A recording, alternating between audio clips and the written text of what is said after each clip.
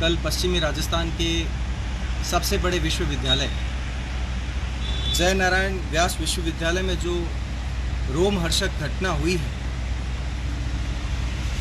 उसको पिछले 24 घंटे से अधिक समय में आप सभी साथियों के माध्यम से ये आवाज़ विधानसभा तक पहुंच गई है। आज विधानसभा के सत्र में इस बात को उठाया भी गया। इस विश्वविद्यालय का एक अंग होने के नाते, एक हिस्सा होने के नाते हमको भी इस जिम्मेदारी से नहीं भागना चाहिए और कहीं ना कहीं ये मानना चाहिए कि इस विश्वविद्यालय में ये जो घटनाक्रम हुआ है, चाहे आंशिक रूप से भी रहा हो, तो कुछ ना कुछ हमारी कमियां रही है। जिस प्रकार से दो नाबालिग साथियों का अजमेर से जोधपुर आते हैं, जोधपुर में एक गेस्ट हाउस में वो रुकने का प्रयास करते हैं और वहाँ पर उनके साथ दुर्व्यवहार होता है, वो वहाँ से निकलते हैं और उसके बाद 3 साथियों के द्वारा, 3 लोगों के द्वारा, मैं उन्हें असामाजिक तत्व कहकर संबोधित कर रहा हूँ, उनके द्वारा जो घटना को अंजाम दिया जाता है और पुलिस प्रशासन कुछ ही समय में उनको पकड़ भी लेती है, इसके लिए मैं उनकी भी प्रशंसा करता हूँ। और मैं पुलिस प्रशासन और न्याय व्यवस्था से निवेदन भी करूँगा कि उनके ऊपर फास्ट ट्रैक में मुकदमा चलाकर और जल्द से जल्द उन्हें सज़ा दी जाए, ताकि हम मानव समाज के लिए एक ऐसा उदाहरण पेश कर सकें कि भविष्य में कोई ऐसी घटनाओं को अंजाम देने से डरे, वह कांपे। विश्वविद्यालय स्तर पर अगर मैं बात करूं तो इस घटना की जिम्मेदारी में विश्वविद्यालय प्रशासन को भी लेनी चाहिए। वो इस जिम्मेदारी से भाग नहीं सकता, क्योंकि गत पूरे शैक्षणिक वर्ष में उन्हें छोटी छोटी कमियों के बारे में बताया भी जाता रहा।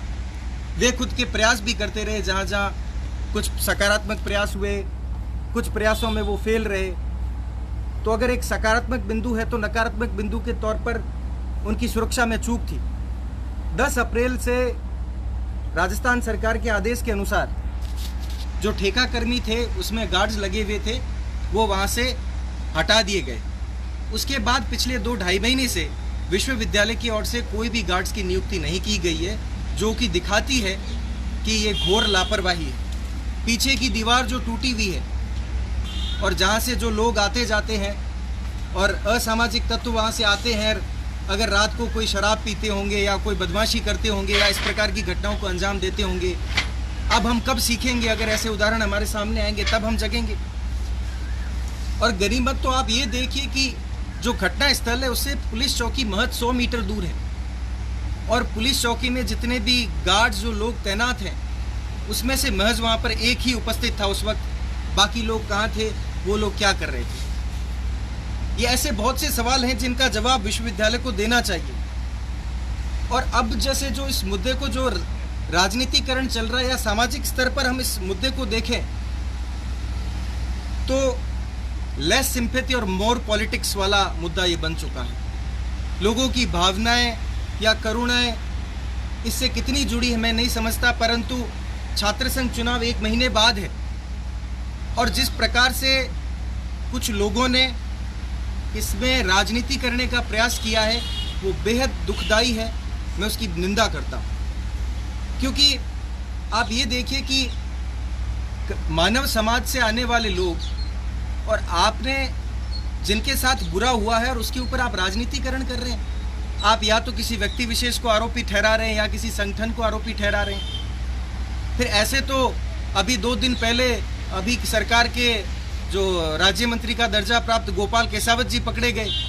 उनका राहुल गांधी के साथ भी हाथ मिलाते हुए फोटो है, कांग्रेस के मौन सत्याग्रह में भी फोटो है। तो इसका मतलब पेपर आउट में क्या राहुल गांधी जी को दोषी माना जाए? तो कोई भी व्यक्ति किसी से भी जुड़ा हुआ हो सकता है। या हम एक बात करें कि छत्तीसगढ़ में 6 महीने पहले वहाँ के जनरल सेक्रेटरी में एनएसयूआई के, उसके ऊपर रेप का एक चार्ज लगा, उसको दोषी भी पाया गया।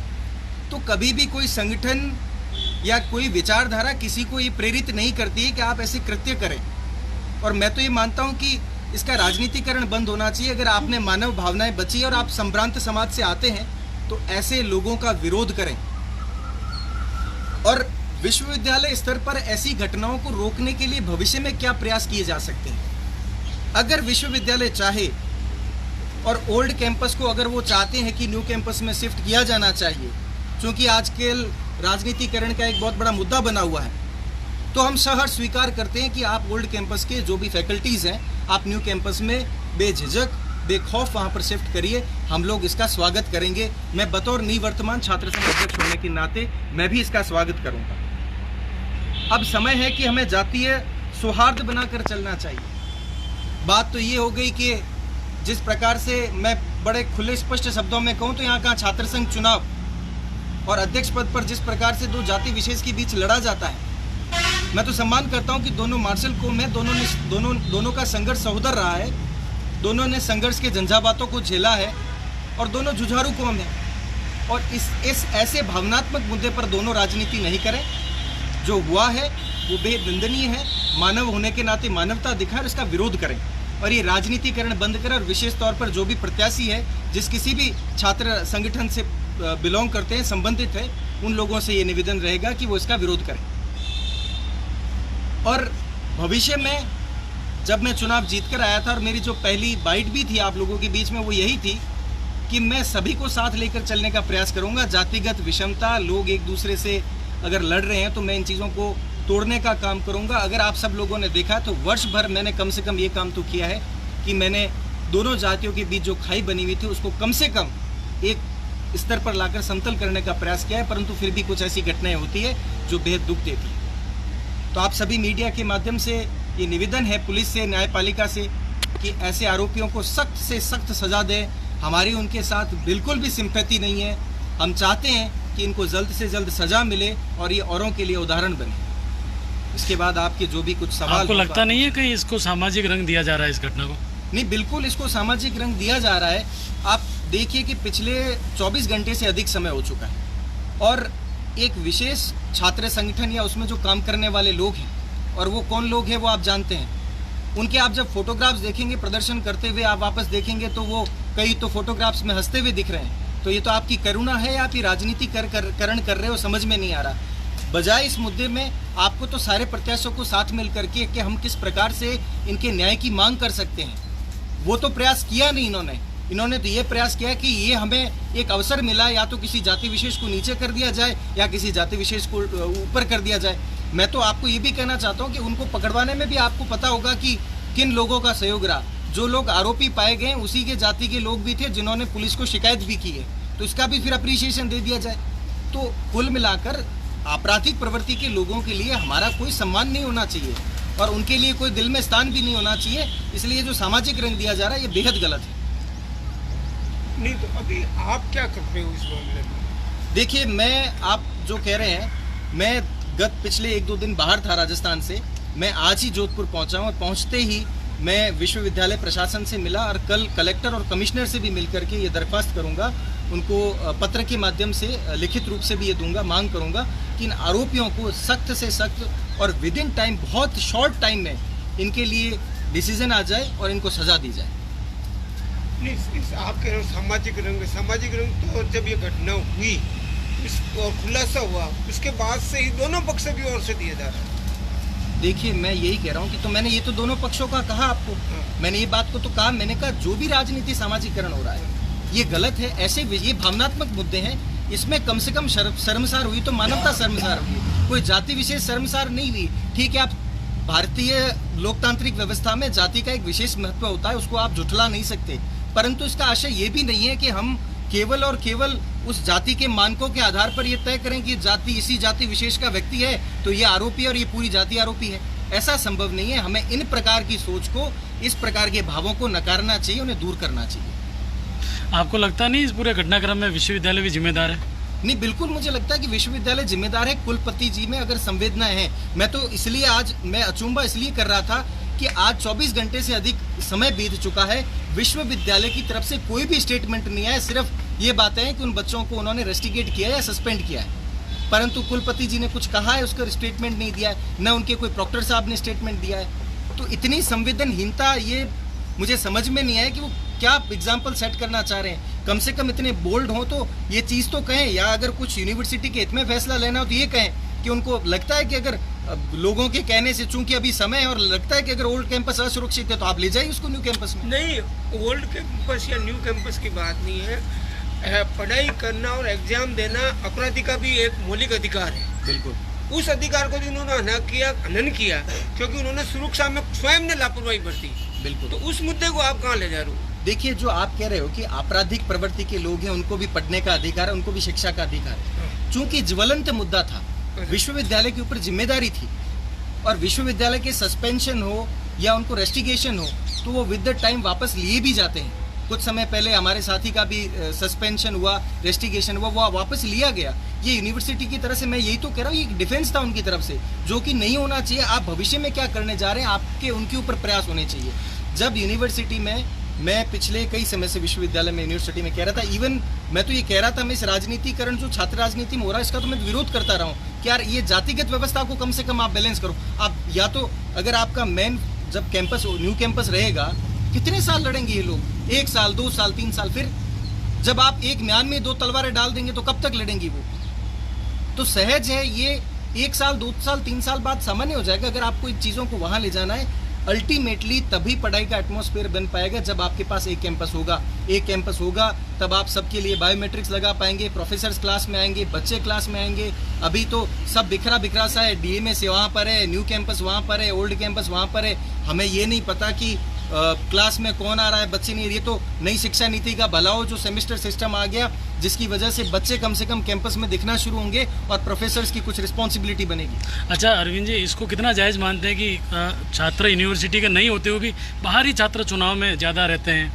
ये जो आपका सवाल था, मैं इससे पुलिस प्रशासन से भी निवेदन करूंगा और विश्वविद्यालय प्रशासन से भी निवेदन करूंगा। हर छात्र संघ चुनाव के प्रत्याशी के उसके टीम में बहुत से, मैं तो कह रहा हूँ इवन 80% तक ऐसे लोग होते हैं जो लोग विश्वविद्यालय का हिस्सा ही नहीं होते हैं, विश्वविद्यालय के विद्यार्थी भी नहीं होते हैं। आप कल ही मैं कह रहा हूँ कि अगर कोई प्रिंट मीडिया से या डिजिटल मीडिया से आप इस मुहिम को चलाइए कि पुलिस आईडी कार्ड चेक करे फिर ही उन्हें प्रवेश अंदर जाने दें, ठीक है? और जिस पर उनको डाउट हो उस लोगों को रोक करके आईडी कार्ड उनकी फैकल्टी के फ़ोन करके संबंधित से पूछें कि ये विद्यार्थी आपका है क्या, क्योंकि आजकल आईडी कार्ड नकली भी खूब बन जाते हैं, एंट्री के लिए वो ले लेते हैं।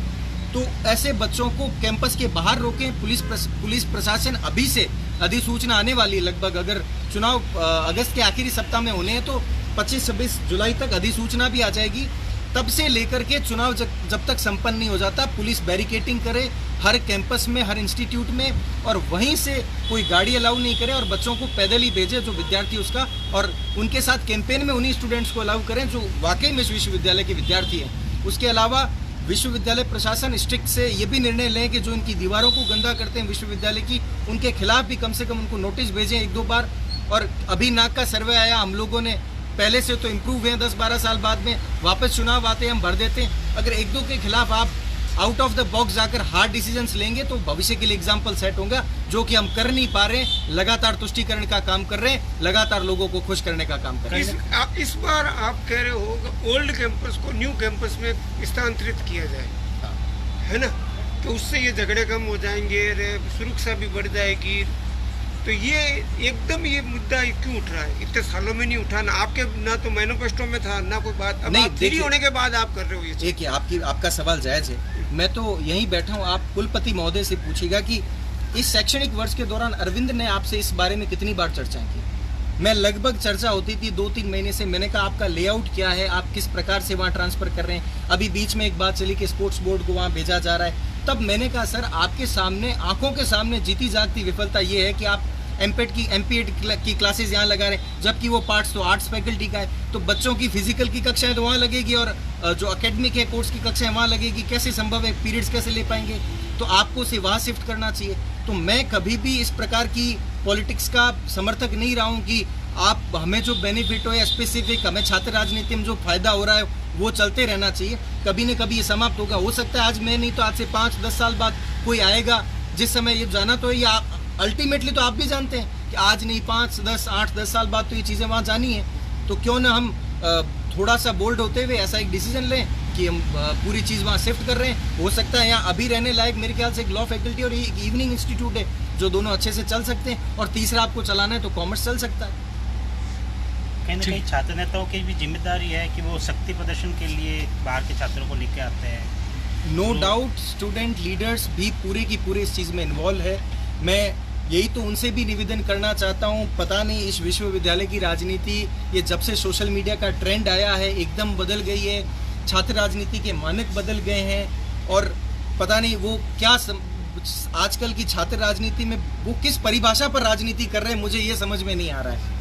आप विश्वविद्यालय में होते हुए एक गुरु और शिष्य एक साथ सामूहिक वर्ग का नाम आता था, जो साथ रहकर विश्वविद्यालय या अन्य महाविद्यालय की परंपरा को चलाते हैं। और वहाँ पर आज तो अगर आपको छात्र नेता बनना है तो कुलपति की टेबल पर सामने जाइए, 2 गालियाँ दीजिए, आपको छात्र नेता का दर्जा मिल जाएगा। हम इतनी क्षीण और छोटी निम्न परिभाषा पर आकर रुक गए हैं। तो इन चीज़ों का भी मैं कहता हूँ कि छात्र नेताओं को रोकना चाहिए। कम से कम आपकी छात्र राजनीति अभी तो आइडियलिज्म पे चले, आप कल भविष्य की राजनीति में चले जाएंगे तब हो सकता है कि आपके मानक बदल जाए। अभी आपकी छात्र राजनीति का मूल अगर कोई मूल हो, तत्व हो, तो वो आपका आइडियलिज्म, आदर्शवाद होना चाहिए। आप उसी पर राजनीति करें। और उसके नाते जो आपका सवाल था कि आप जो बाहर से बगैर चेक किए अनटेस्टेड अनट्रस्टेड लोगों को जो लाते हो, जिनसे आप अपना कैंपेन चलाते हो, उससे ये परिणाम देखने को मिले हैं जो कि गलत है। जैसे जिस प्रकार से जिनका भी नाम आया, अब वो इसमें इन्वॉल्व हो नहीं हो ये अलग विषय है, जांच का विषय है। जैसे इसमें तो उससे क्या है कि आज किसी मानसिक रूप से कोई कैंडिडेट तो कितना टूट चुका होगा, अब उसका उनमें इन्वॉल्वमेंट नहीं भी और चाहे नाम आ जाए, उसकी जगह चाहे मैं भी होता तो शायद मेरी भी मनोस्थिति वही होती। तो ये चीज़ें छात्र नेताओं को भी विशेष तौर पर इस पर ध्यान देना चाहिए। ठीक है।